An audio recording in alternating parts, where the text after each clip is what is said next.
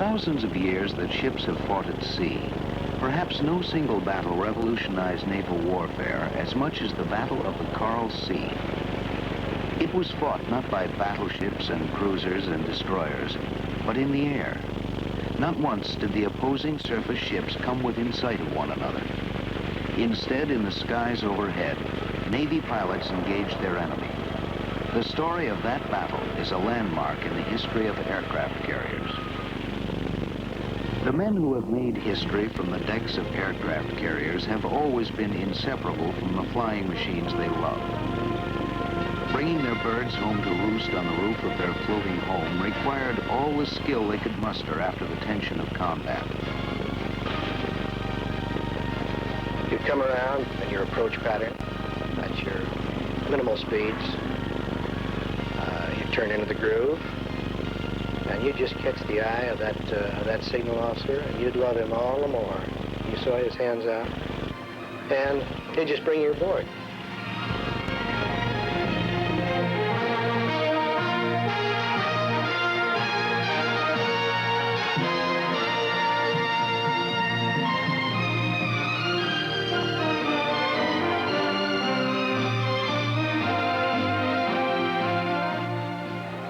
After the Battle of the Coral Sea in May 1942, the first naval air battle, there was Midway in June, the engagement that turned the tide against the Japanese forces.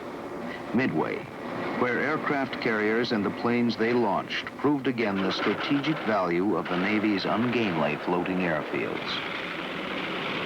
To protect themselves, the carriers covered their sky with fighter combat air patrols. If the enemy should get through, the crossfire of anti-aircraft guns would take over.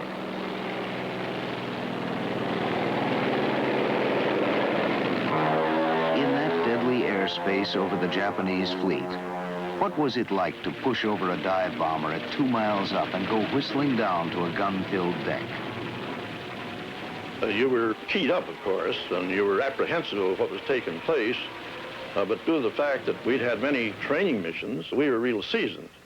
So I think the only thing that you had was the apprehension of whether you're going to make that bomb hit on that deck or not. But you were kind of thinking of that only, nothing else. There was nothing else in your thoughts. You were just doing the job that you're trained to do, and that was it. Bob Ryder, radio man and gunner, tells how it looked from the rear seat. The radioman would normally call out the altitude to the pilot as he's coming down, 9,000, 8,000, 7,000, and at 2,000 feet you'd holler drop. But then would level the plane out.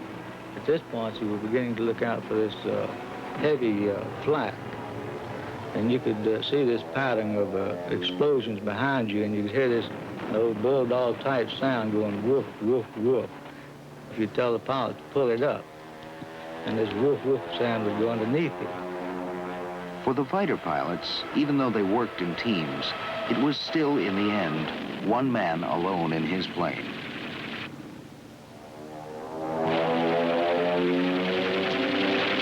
What does it take to make a good fighter pilot?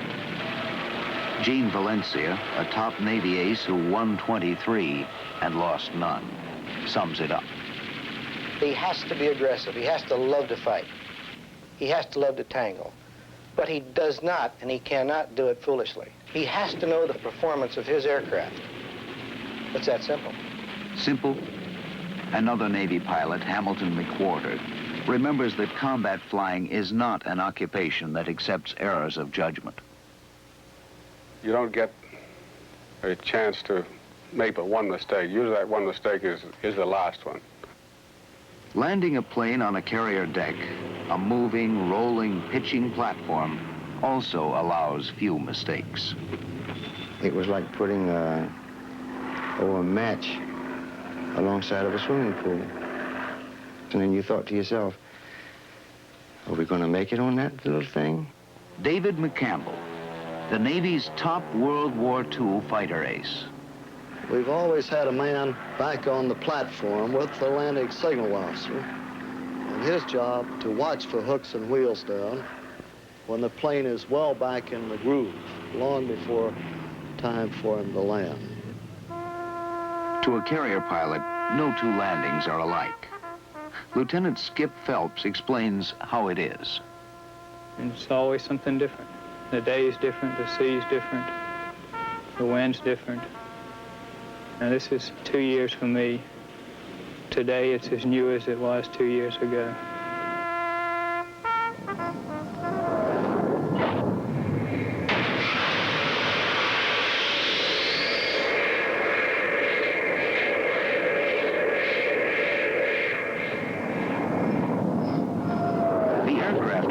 As a capital ship of many of the world's navies, has a birthright extending back to the Wright brothers.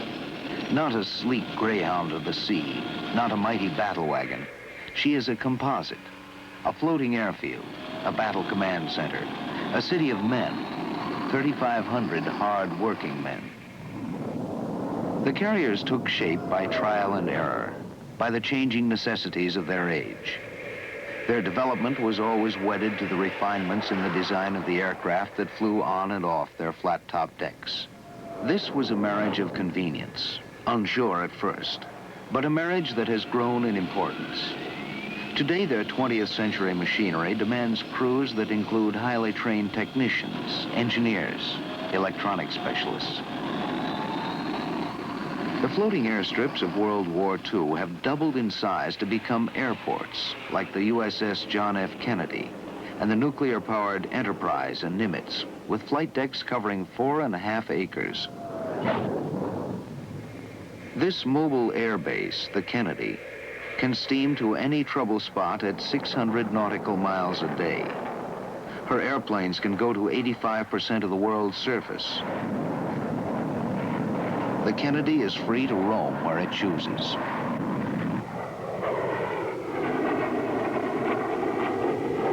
Over the years, American carriers have protected friends and stood off would-be enemies.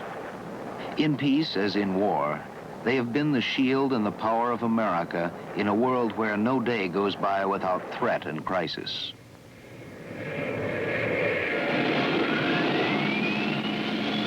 A ship is nothing by itself but steel and machinery.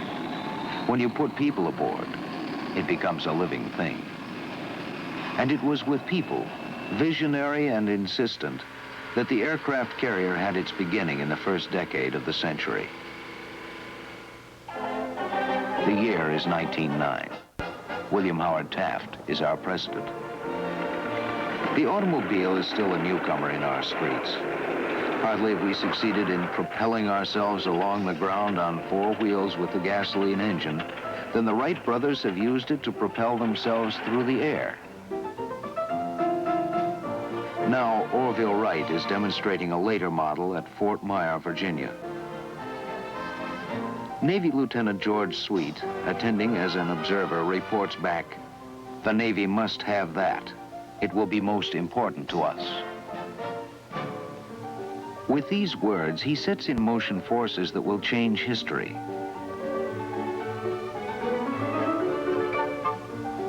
The Navy's first experiments with the flying machine are directed toward a design that will land and take off from the water.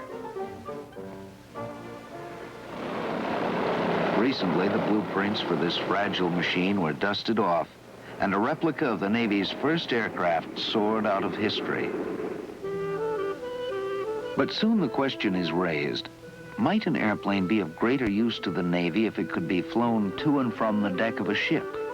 In 1910, at Hampton Roads, Virginia, a civilian pilot, Eugene Ely, tests the idea.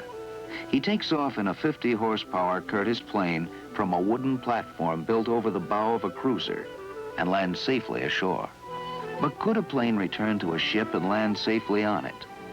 2 months later, in San Francisco Bay, Ely takes off from shore and lands on a platform rigged over the afterdeck of the cruiser Pennsylvania. Now, an airplane has both taken off from and landed aboard a warship at sea. The implication for the Navy is revolutionary. The Navy's first pilot, Lieutenant Theodore Ellison, is already learning to fly with Glenn Curtiss, a pioneer in aircraft design and construction. The first groups of Navy air pilots to win their wings contain men who will make naval aviation history, men who will lead carrier aviation through a world war. Early in the century, there's no question that Britannia rules the waves. But Germany's Kaiser Wilhelm decides to challenge England with a naval race. British sea dogs, old hands at naval warfare, but always ready for new ideas, build His Majesty's ship Furious, the world's first aircraft carrier. The U.S. Navy takes its own steps into the future by fitting 3 cruisers with catapults to launch planes. But as America enters World War I, the battleship continues to play the star role as the capital ship of the fleet. From shore bases on both sides of the Atlantic, Navy planes are the airborne eyes of the fleet, scouting for German submarines. Their brief missions are limited by the short range of the aircraft. Admiral William Sims, the commander of naval forces in Europe during World War I, tells a congressional committee, "The fast carrier is the ship of the future." This same vision of the importance of aircraft at sea has struck a young Japanese naval attaché in Washington, Isoroku Yamamoto. In his words, "The fiercest serpent can be overcome by a swarm of ants." Yamamoto, as a fleet admiral in World War II, will see the truth of this adage work triumphantly for him and disastrously against him. In the same year, Congress authorizes the conversion of the coal ship Jupiter to become a prototype aircraft carrier. In 1919, a flying boat with a far longer range is completed, the NC boat, N for Navy, C for Curtiss.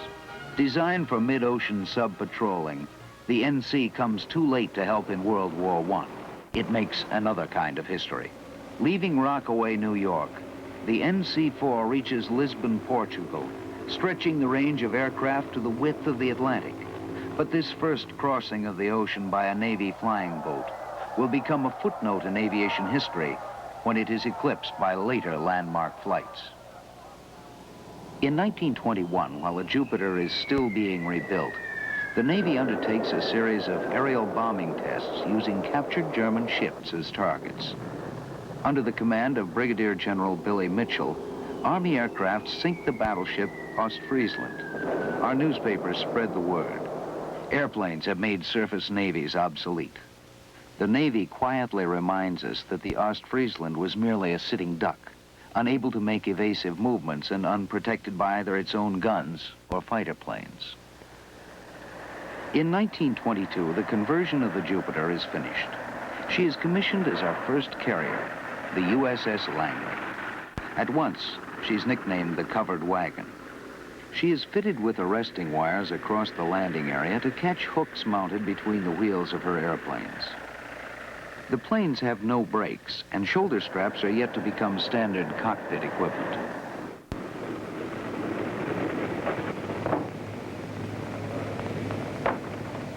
In these days, Navy pilots with tongue-in-cheek define a successful landing as one which the pilot can walk away from.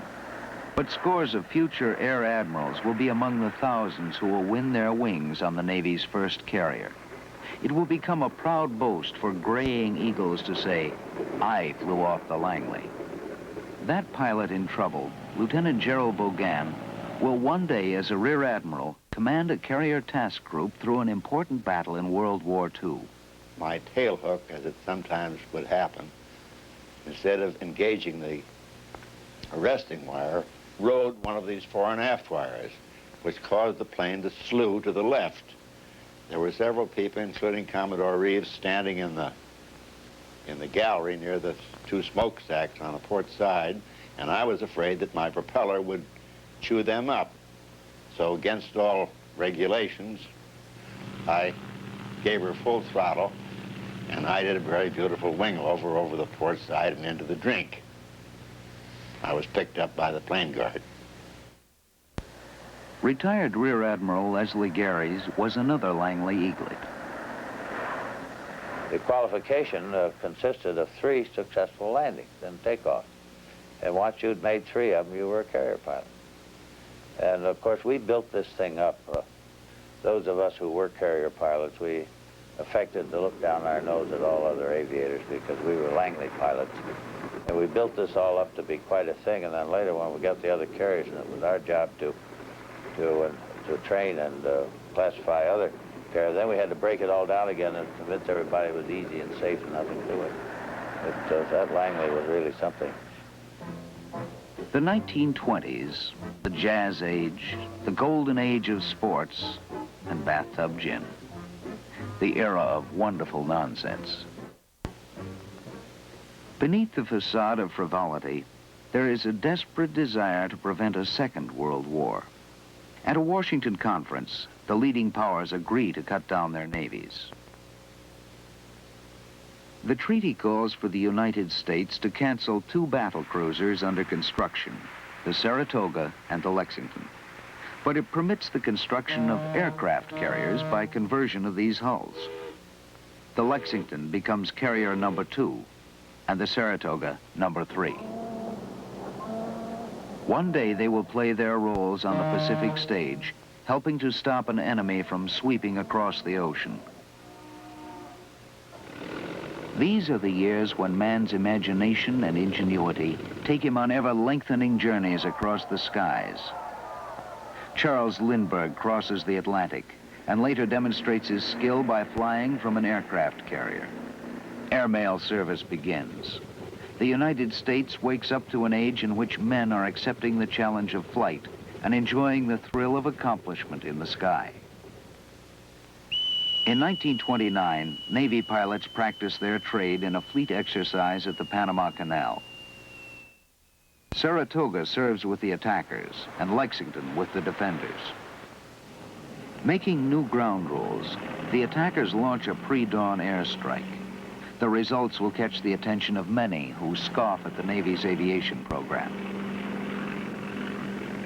Admiral Garys flew a fighter off the Saratoga. My squadron was assigned to go after what was then the Army Air Corps airplanes over at the Army field on the Atlantic side of the canal. Everybody was just absent, and we romped up and down the field and, in theory, destroyed all their aircraft. The bombers went in, and the scouts were bombing, and I think the other fighter squadron was romping around over Miraflores. Anyway, by 8 o'clock, 9 o'clock, we were all through. Well, the umpires declared that the battle fleet had won the war because the Panama Canal had been so damaged by this air attack that it was out of commission, couldn't function. Was it established fleet aviation as a real combat arm of the fleet.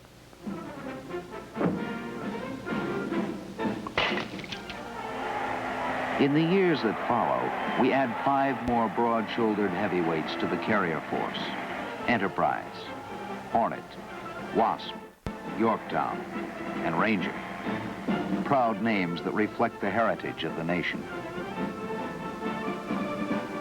Across the Pacific, a nation watches us and also builds carriers. As a Japanese air admiral will one day disclose, our principal teacher in respect to emphasizing aircraft carriers was the United States Navy. We were doing our utmost all the time to catch up with the United States.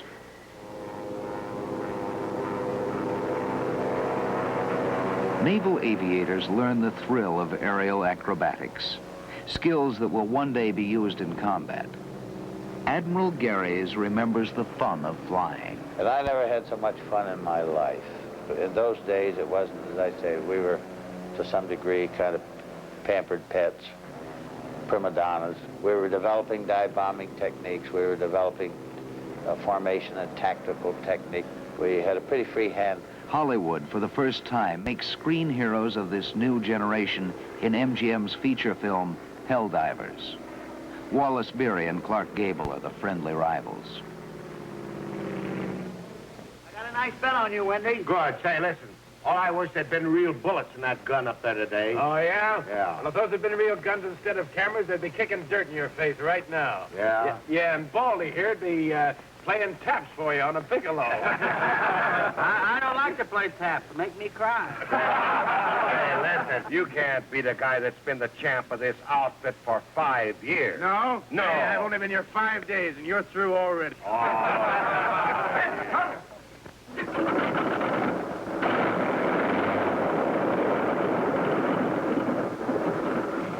In 1938, in another exercise, Navy pilots are launched from their carrier at dawn. Arriving unopposed, their theoretical attack is a great success. By the rules of the game, an American island fortress has been destroyed. Once more, air power from the sea proves its worth. The island base, Pearl Harbor. This time we had the Saratoga and the Lexington, both in our side. And the idea was that we were going in and wreck the Navy Yard and attack and bomb and torpedo and sink any ships we could find there. In the meantime, the fighters would immobilize and pin down any Air Force fighters we found. 3 years later, the Japanese did it practically the same way.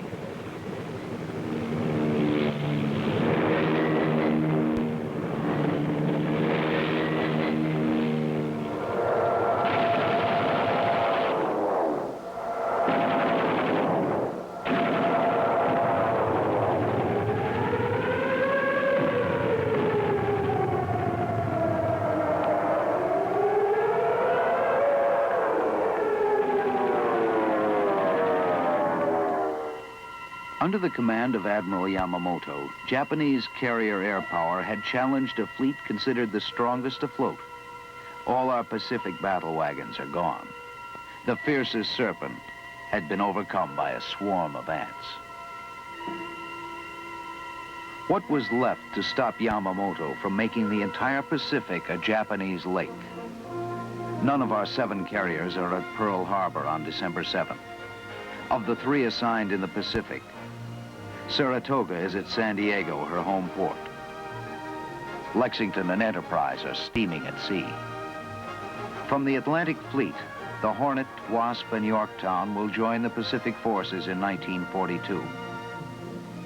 The 7th carrier, Ranger, will serve in the Atlantic and Mediterranean until 1944. Meanwhile, Japanese forces are seizing vast areas of the Pacific.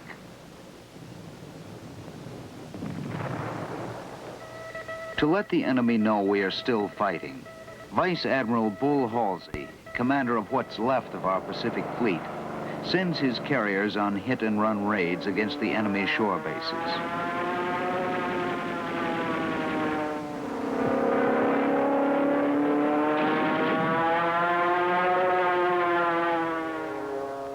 The enemy's flyers meet our attackers with skilled airmanship.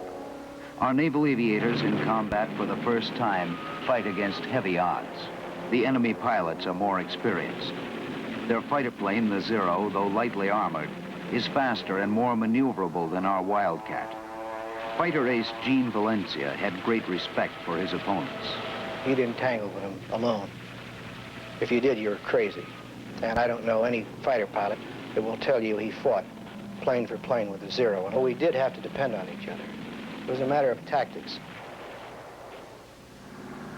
The rule was to fly always in formations of 2 or 4 fighters. And the basic tactic, conceived by Lieutenant John Thatch, became known as the Thatch Weave. You can't shoot anything if you can't bring your guns around to bear on it. I would ask myself, now what should we do if we're flying along in a formation? Let's say we've got 4 planes, 2 sections, and we saw an enemy. Well, if you think the enemy can outperform you, you don't turn and run, because he can catch you, and you'll be easy target.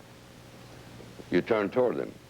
Try to keep turning toward him so he can't get on your tail.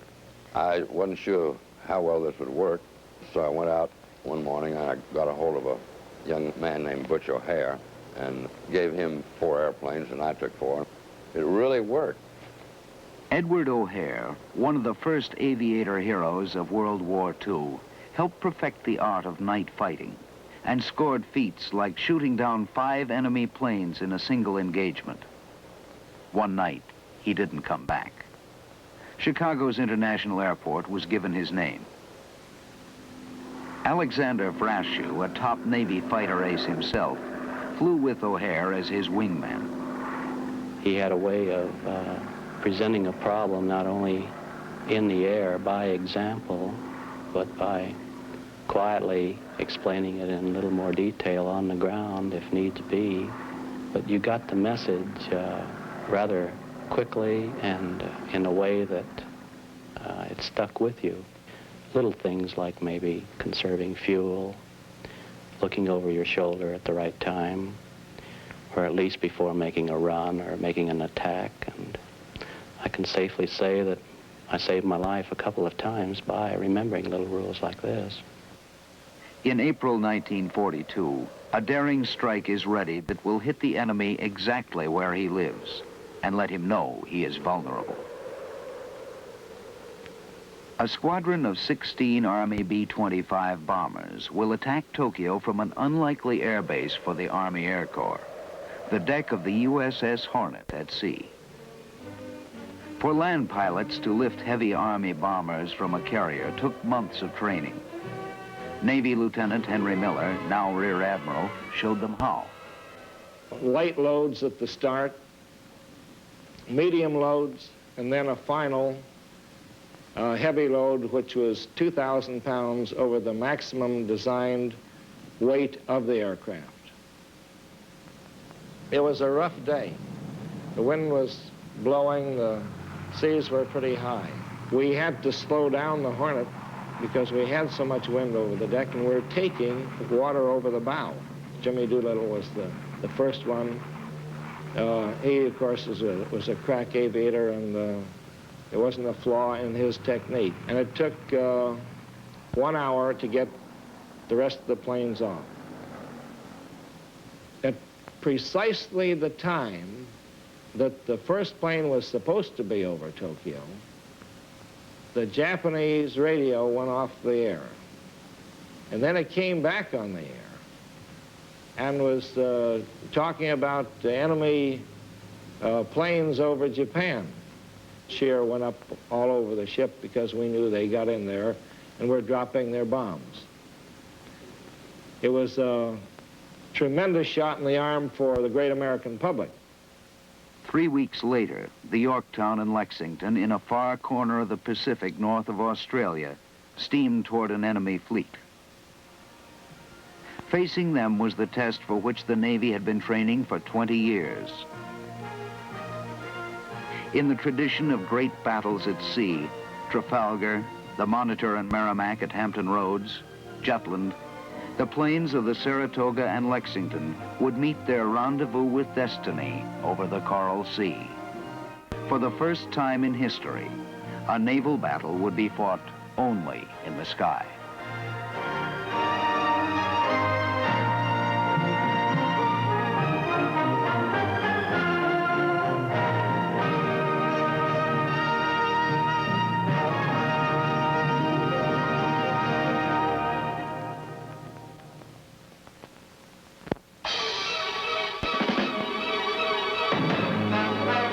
In the spring of 1942, the American Pacific Fleet is beginning to recover from the beating it took at Pearl Harbor. None of the Navy's 7 aircraft carriers were in Japanese bomb sites on December 7th, 1941. In the months that followed, carriers engaged in hit-and-run attacks on enemy bases. Early in May, an enemy force led by 3 carriers is making an end run around New Guinea to capture Port Moresby. If they succeed, they will have a springboard to invade Australia.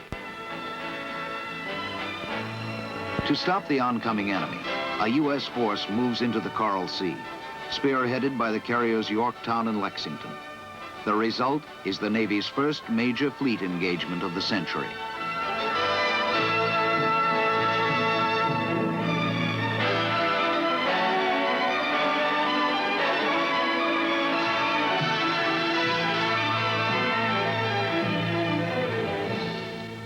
For naval historians, this is a first. The first sea battle in history in which the opposing surface forces never come within sight of one another. The Lexington's fighter squadron commander, now retired Vice Admiral Paul Ramsey, remembers this battle. Of course, we didn't see each other except by air. We didn't see, the surface forces didn't see each other. In most sea battles, normally the opposing forces are in sight of each other. In this particular case, they were anywhere from 300 miles to 100 miles away. We made attacks on them and did some damage, which at that time we didn't know, but we caused quite a lot of havoc. In the meantime, the Japanese had attacked the Lexington and the Yorktown. They put one bomb in the Yorktown flight deck, which did not severely handicap her for landing operations and takeoffs, but the Lexington had received 3 hits. My squadron, we had been gone so long, I said, we just don't have fuel enough to get the Yorktown. It's better to land on a flaming deck, hoping to put the fire out, than to land in the ocean and lose all our aircraft. So they let us land aboard the ship. No fire pressure on any of the hoses throughout the ship, which was just devastating. So after, maybe 2.5 or 3 hours, it got so bad that the skipper said to abandon ship. The Lexington sank during the night with her battle flag flying. Also sunk an American destroyer and an oiler. Japan loses a carrier and a second is damaged. Who won? In the view of Captain Ted Tuleha, naval historian. Although they sank more of our ships, they did not get Port Moresby, which was the essential aim of their war plan. So the aircraft carrier involved in this battle proved to be the essential instrument. Yet there was another test that was required, whether an entire fleet could be knocked out because of the presence of air power. The Navy prepares for the inevitable next test. New Navy pilots are being trained by the thousands. Shipyards work around the clock. But time is running out. On the staff of Admiral Chester Nimitz, Pacific commander, a team of code breakers has untangled a mass of enemy radio messages. They contain grim news. Early in June, hardly a month after the Battle of the Coral Sea, and 5,000 miles to the north, Admiral Yamamoto plans a massive attack on Midway Island, a strategic American outpost. His objectives are to secure an advanced base for new all-out attacks on Pearl Harbor and to lure the remnants of our Pacific Fleet to annihilation. The odds are overwhelming. Admiral Nimitz has no battleships against Yamamoto's 9. Only 8 cruisers against 15. Facing 4 Japanese carriers, the Hornet, Enterprise, and hastily repaired Yorktown. But we have the advantage of knowing Yamamoto's plan. Reinforcements are flown into the Midway-based squadrons. The battle commanders, Rear Admirals Frank Jack Fletcher and Raymond Spruance, placed their 3 carriers in wait north of Midway. Wade McCluskey, then commander of the Enterprise Air Group, now a retired Rear Admiral, remembers how it started for him. I was called into Admiral Spruance's cabin, and he told me then it could be a turning point because we had very few ships left. So if this was going to be a major battle and we were defeated, well, that meant the end of the war practically. Then it was 8 o'clock before we actually got a report of the Japanese striking force, which included their carriers. And then it became our time to take off. Fiercely, unflinching, knowing the stakes, 8 waves of our airmen go after the Japanese fleet. Dive bombers, torpedo planes, and fighters. The American carrier pilots, with the odds stacked high against them, will score an incredible victory. About 5 after 12, using binoculars, and I was still at 19,000 feet, I discovered straight ahead about 30 miles the Japanese striking force. Unaware of the nearby American carriers, the Japanese are caught at a great disadvantage. In the sights of our dive bombers as they scream out of the sky, are Japanese flight decks packed with airplanes and high explosive bombs.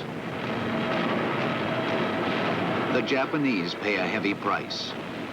When the Holocaust ends, their 4 carriers with their planes and a cruiser are at the bottom. What makes Midway so distinctive, in contrast to the Coral Sea, is that it was a decisive battle. Clearly, this was the end of, the beginning of the end of Japanese naval power in the Pacific. But we also pay a price. Our carrier Yorktown is lost and more than 100 airplanes put out of action. We had terrible disasters, and I think particularly with our torpedo planes. These were really old-fashioned types of aircraft to engage in a modern battle. And the torpedo squadrons which took off from the 3 carriers we had available got slaughtered. One was wiped out completely. This was Torpedo Squadron 8 under the command of John Waldron. There was one survivor. His plane crashed, but he was fished out of the sea a little later. The one survivor of Torpedo 8 at Midway is George Gay, today an airline pilot. Most of us were brand new ensigns right out of training. When we got to Midway and were to make our takeoff, it was the first time we'd ever carried a torpedo, pickle as we called them. We just went into the fleet, tried to get around the destroyers and then the cruisers and things to take whatever came first as a target. They had about 75 airplanes down there trying to eat us up, and we only had 15, so we didn't last very long. I was tail end Charlie, last aircraft in the whole formation. And I was kind of sitting back here watching this whole thing.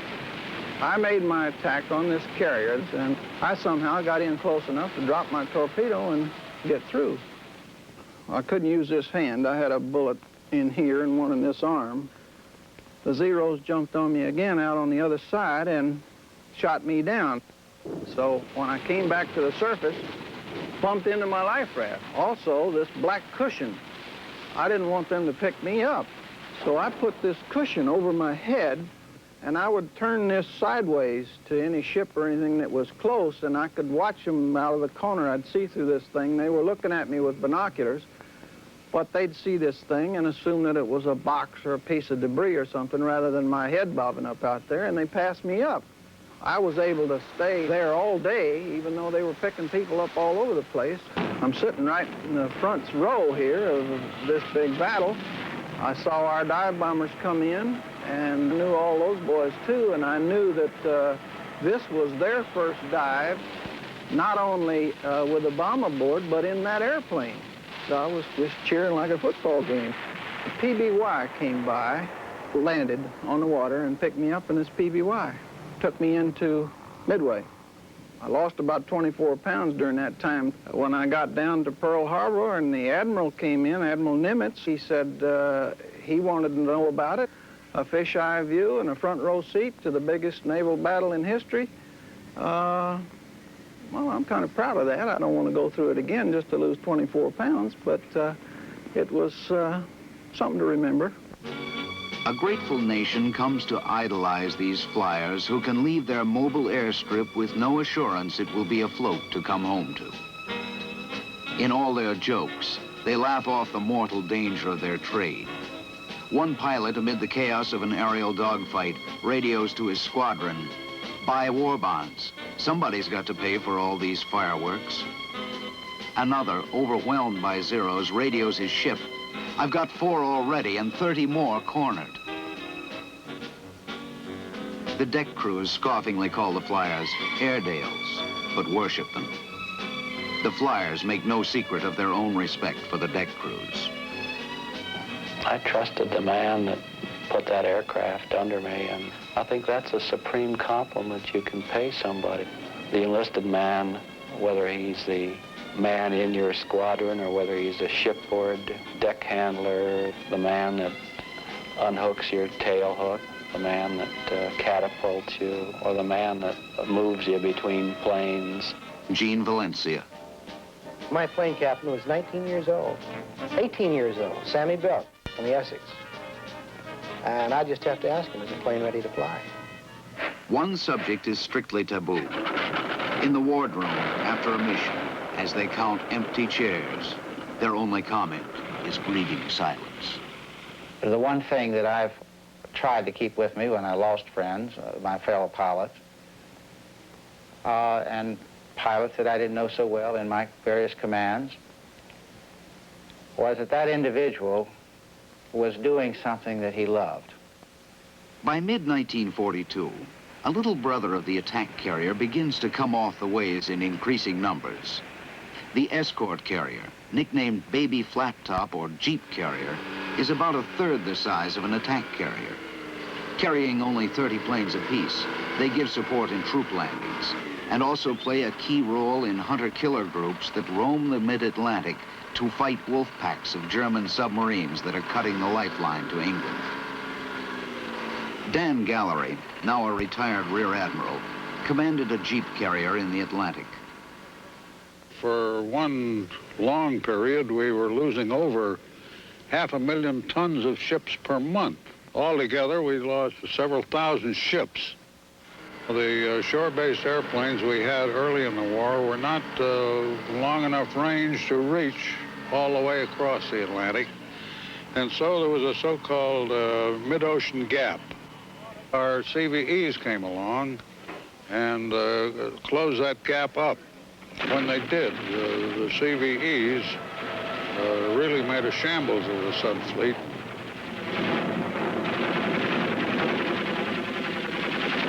In this bizarre war between birds and fish, the Jeep carrier Guadalcanal manages to capture a whole live submarine. We took it in tow and brought it home, and incidentally, it's now parked at the Museum of Science and Industry in Chicago. In the Pacific, both sides have been so badly mauled that there are no major fleet engagements for a whole year. We use the pause to bring out a new generation of carrier planes. The Wildcat fighter gives way to the Hellcat and Corsair. Swifter, more agile, they fly higher and have better guns. The dive-bombing Dauntless is succeeded by the Helldiver.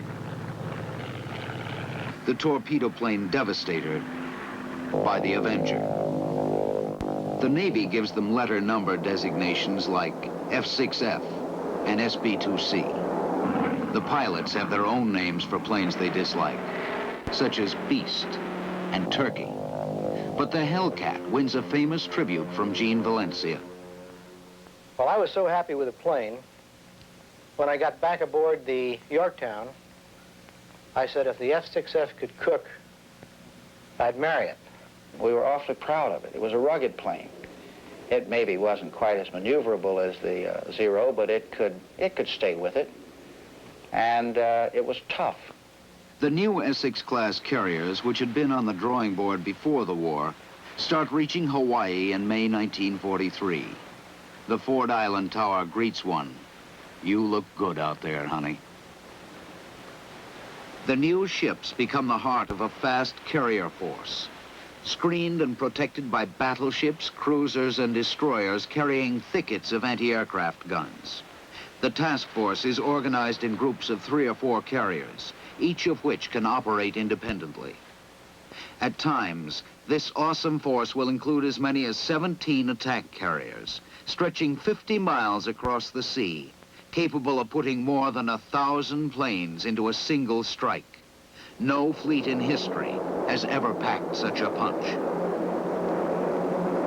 A vast service squadron following in its wake serves as gas station, grocer, arsenal, and machine shop, enabling the carrier force to stay at sea months at a time. The enemy, often under simultaneous attack at widespread points, becomes convinced there must be 2 such forces. We encourage their confusion by giving the force 2 alternating numbers.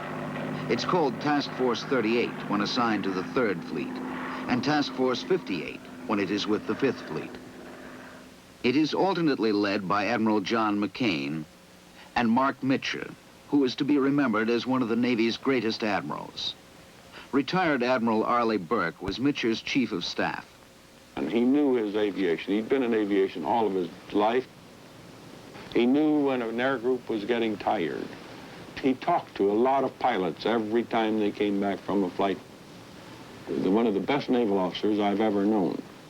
In February 1944, the task force tackles the heavily fortified island of Truk, main anchorage of the enemy's Central Pacific Fleet, called the Japanese Gibraltar.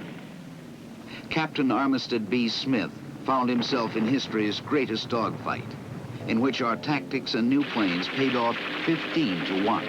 The enemy put up a lot of airplanes. Then they began attacking, and they didn't stop attacking for the entire operation. Every time you turned around, you could anticipate another airplane. I had a lot of luck, and I shot down 3 airplanes, but at the same time, I got shot down myself.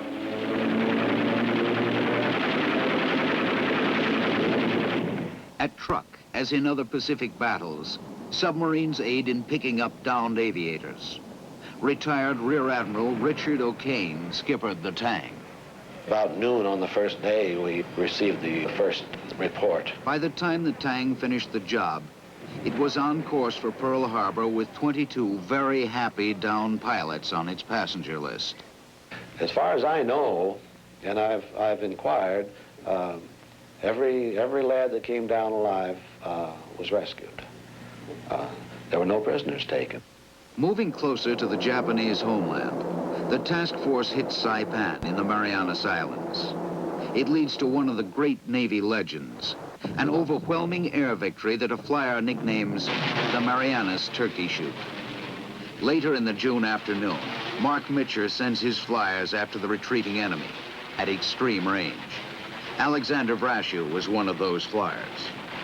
I know that a lot of us gave a salute as we were going across the deck because we figured that that was the longest carrier strike. It just didn't seem too probable that some of us may get back. So, but we went into it with that realization, and before you know it, the 2 hours passed, and we hit them somewhere around 6:30, just before sunset. Mission accomplished. But night has fallen. In the dark, hundreds of flyers grope their way home, fuel running low, unable to locate the carriers. Aboard the Hornet, Rear Admiral Jocko Clark gives the word to his carrier task group. Lights on. The task force takes a calculated risk that no enemy forces are within striking distance. Admiral Mitcher passes the order. Across the whole task force, running lights and searchlights pierce the black night to guide the pilots in. We knew that there were land-based aircraft that could come down from Iwo Jima, from that area, and there might be some Japanese carrier aircraft too. But the Admiral said just as soon as we got into the wind, we turned on the lights.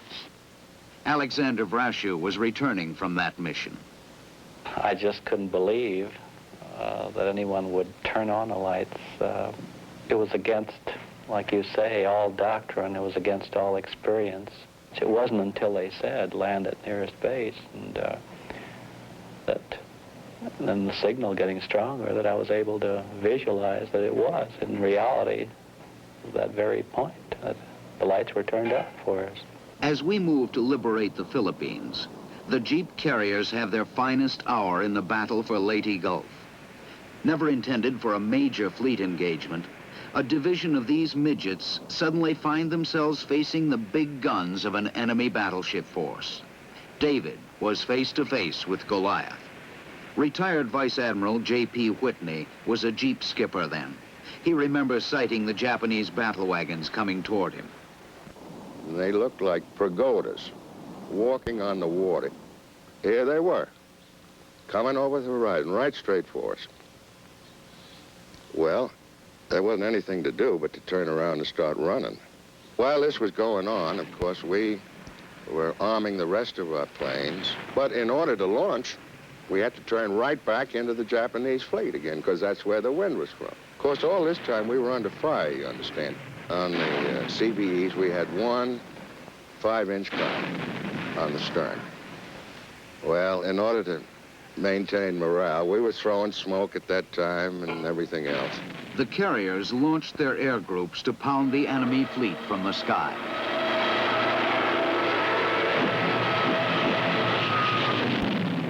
In the late morning, after we'd been under fire for over 2 hours, the Japanese admiral turned around and headed back.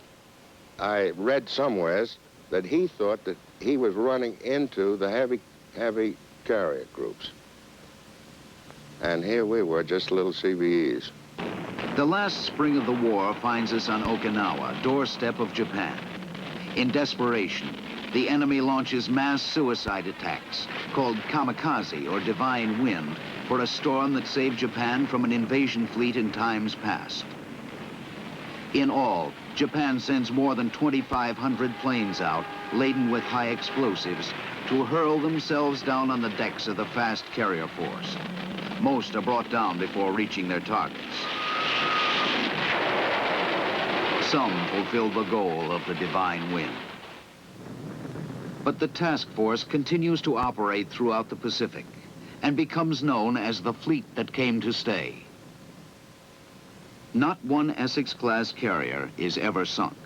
And the Franklin, after bomb hits, explosions, and fires that kill and wound a third of her crew, makes history by sailing 13,000 miles home to New York, the most heavily damaged Navy ship ever to make port under her own power.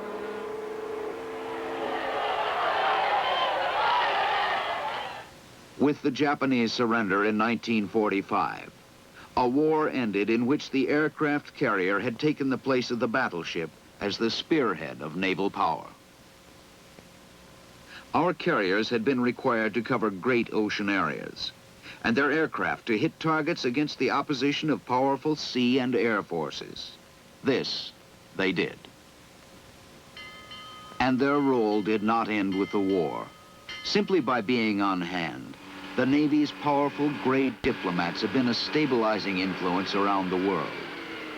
In the Korean War, jets from carriers go into combat for the first time, supporting ground forces, knocking out enemy supply routes and bridges.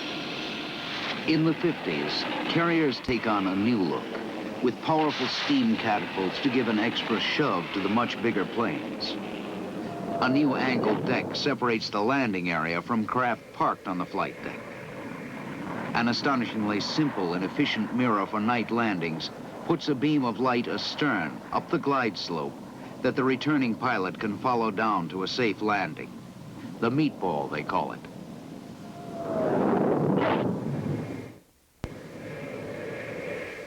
In the missile crisis of 1962, carriers helped blockade Cuba until the Russians take their nuclear rockets home. As new carriers like the Forrestal and Kitty Hawk go to sea, older attack carriers switch to the role of submarine hunter-killers, with radar systems that see over thousands of square miles of ocean and sonar that can hear down to its depths. In Vietnam, a new enterprise, 8th ship with that name, and the largest ship ever built, joins Task Force 77.